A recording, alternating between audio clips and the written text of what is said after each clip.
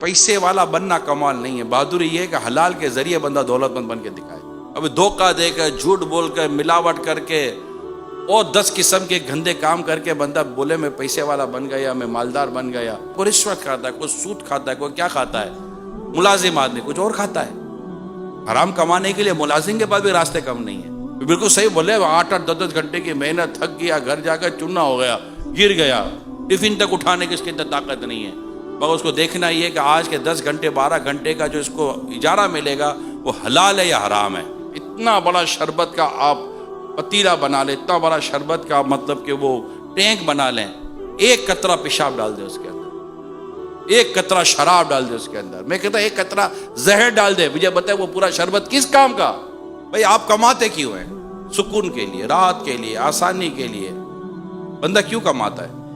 बेचैन रहने के लिए, परेशान रहने के लिए, दुख पालने के लिए कि यार जितना कमाओ तो इतना दुख बढ़ रहा है। बंदा कमाता ही अपनी जिंदगी को आसान और सहूलत की तरफ ले जाने के लिए। मोटी बात याद कर लें कि ये आसानी और सहूलतें नोटों के ढेर में नहीं है, अल्लाह की रहमत में। नोटों के ढेर में तो ज्यादातर लोगों के लिए गम छुपे हुए हैं, दुख छुपे हुए हैं, परेशानियां छुपी हुई हैं।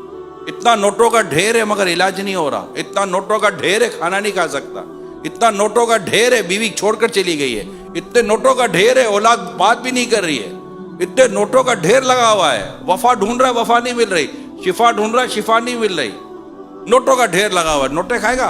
हज़रत साद रज़ियल्लाहु तआला अन्हु प्यारे मुस्तफ़ा करीम सल्लल्लाहु अलैहि वसल्लम अर्ज़ करते हैं, या रसूल अल्लाह दुआ कीजिए कि मेरी दुआ कबूल हो। इरशाद फरमाया मुस्तफ़ा करीम सल्लल्लाहु अलैहि वसल्लम ने, अपनी गिज़ा को पाकीज़ा कर लो, अपनी कमाई पाकीज़ा कर लो, आपकी दुआ कबूल हो जाएगी। मुश्किल तरीन काम बता रहा हूं, अपनी कमाई को हलाल करना।